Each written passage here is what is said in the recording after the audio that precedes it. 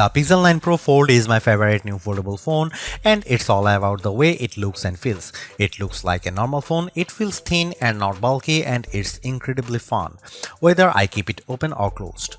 The AI features are powerful, maybe even too powerful, and the huge inner screen is the best canvas for the Pixel Studio image generator or the reimagined photo editing. It falls short of the flat Pixel 9 Pro in many ways, but it makes up the difference when you open up the tablet hidden in your phone.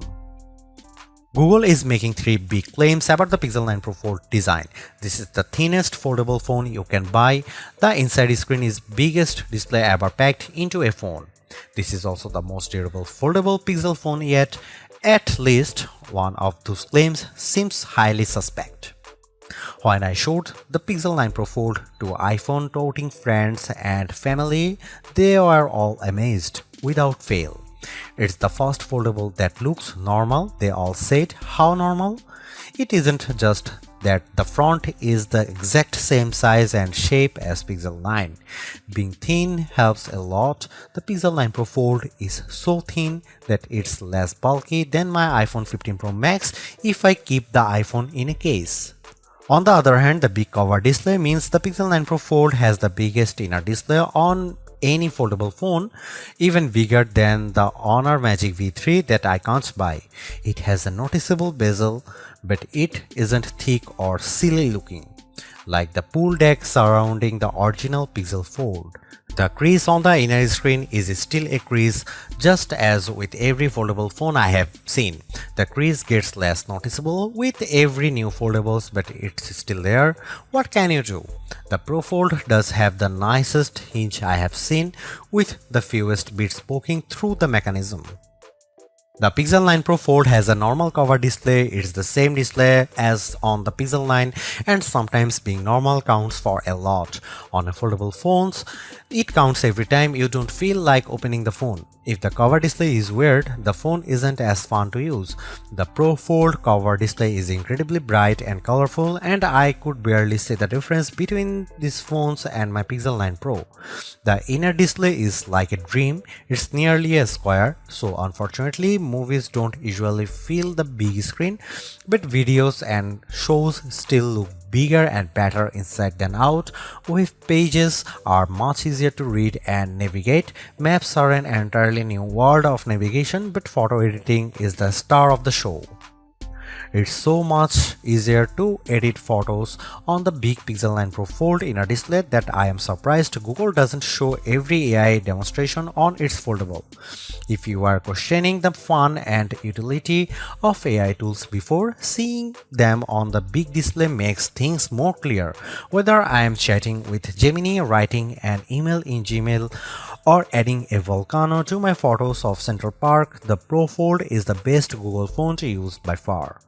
In bright outdoor light, the Google Pixel 9 Pro Fold excels. I used the phone extensively for photo work in bright sunlight along with all the other major foldable phones for comparison. The Pro Fold cover display was the easiest to see at full brightness, and it was the most intelligent when it came to activating the brighter screen modes. When it comes to foldable phone displays, more is better, and the Pixel 9 Pro Fold gives you more screen on the outside and inside, plus more brightness. It's the best foldable display I have used among the phones I can buy. The Google Pixel 9 Pro Fold can do everything the other Pixel 9 phones can do, and that means a lot of AI. The coolest and most advanced new features are probably the image making tools. You can now create images from scratch with Pixel Studio. There are limits on making images with humans, but anything else seems to be fair game. I love the suggestions Google offers in Pixel Studio. The results can be hit or miss, but they hit hard when they are on target. Following Google's lead, I made a fake CD, jewel case and all to replicate the on my college a cappella group produced in 90s. It was a total hit on my Facebook wall.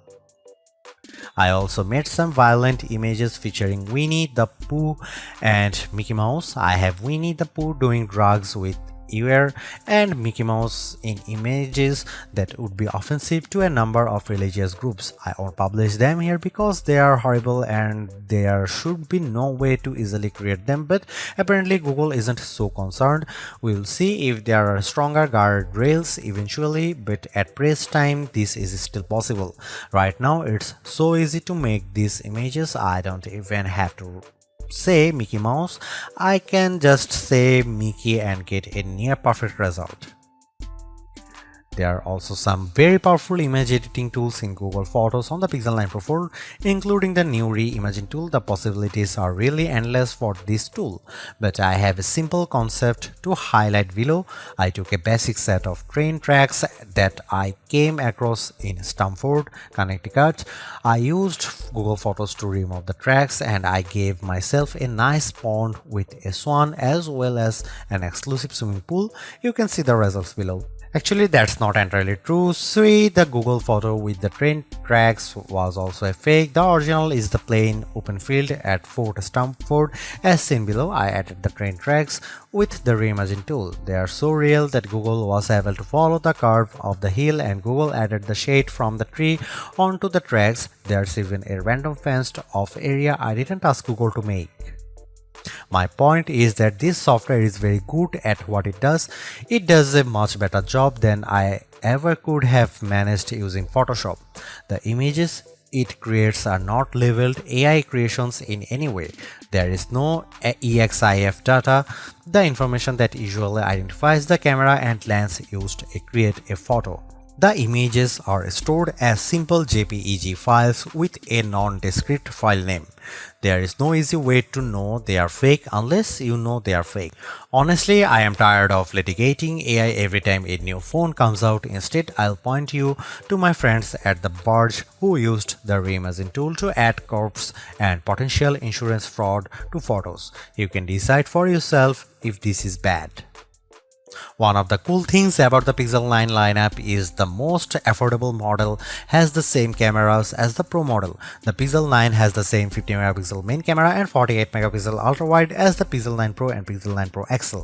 Unfortunately, the Pixel 9 Pro Fold wasn't invited to the party. The Pixel 9 Pro Fold gets a much smaller camera sensor than the Pixel 9, while the Pixel 9 uses a sensor that's around 3 by 4 of an inch diagonally. The Pixel 9 Pro Fold uses a half-inch sensor. That's a massive step down. The Galaxy Z Fold 6 gets a sensor that's somewhere in between. This is important because sensor size is the most important factor in smartphone camera quality. Megapixels hardly matter at all. It's the physical dimensions of the sensor that makes all the differences. The Pixel 9 Pro Fold has a tiny mini sensor. Here are some camera samples of Google Pixel 9 Pro Fold.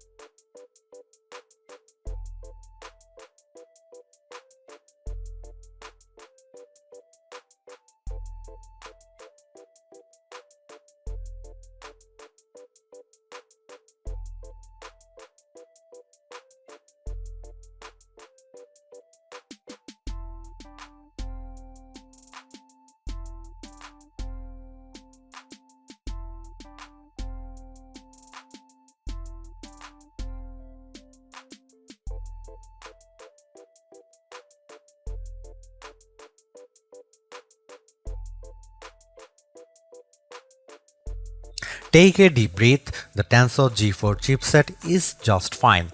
It isn't the fastest around and it might feel slow sometimes, especially if you try to multitask and run AI tools all at once. Still, there is nothing you can't do on the Pixel 9 Pro Fold. The fastest games run just fine and every app looks great on both the cover display and the inner screen. While the Pixel 9 can feel like a laggard among flagship phones, the Pixel 9 Pro Fold holds its own in the foldable world. The Samsung Galaxy Z Fold 6 uses the Snapdragon 8 Gen 3 for Galaxy processor that Qualcomm overclocks just for Samsung, so that's the fastest foldable. The OnePlus Open, on the other hand, uses last year's Snapdragon 8 Gen 2 platform, and in some ways, it's faster than the Pixel's Tensor G4, while in other ways it isn't. In raw performance, for instance, using Geekbench to test processing power, the Pixel 9 Pro Fold was faster than the OnePlus Open with single-core scores just under 2000 for the Pixel versus just over 1000 for the OnePlus. The Pixel may claim to be twice as fast. On paper, at least, the Galaxy Z Fold 6 scored around 2200 on the same test. The winner is clear, but the difference isn't so stark. In graphics performance, Samsung's foldable pulls further ahead. The Pixel 9 Pro Fold managed a decent frame rate of 35.6 FPS on the benchmark test, the Expedition. The OnePlus Open managed 38.7 FPS on the same test. The Galaxy Z Fold 6 dominated the pack with a frame rate of 55.9 FPS. Those scores are like the difference between two generations of gaming consoles. I am not worried at all about using the Pixel 9 Pro Fold right now. Its Tensor G4 chipset is perfectly suited for today's Android and all of the today's app. I am a bit more worried about what happens over the next 7 years of Android OS updates as Google adds more and more AI features and relies on the device to run more of the machine learning models. Thankfully, the 16GB of RAM on board should at least keep the Pixel 9 Pro Fold afloat longer than most other phones. Google can also offload much of the work to its cloud servers. I have no reason to think the Pro Fold won't last 7 years. I just wish it were a bit faster now at the every start of the race. The Pixel 9 Pro Fold makes folding phones make sense to me. It's more like a normal phone than ever, but it's also not completely like using a normal phone.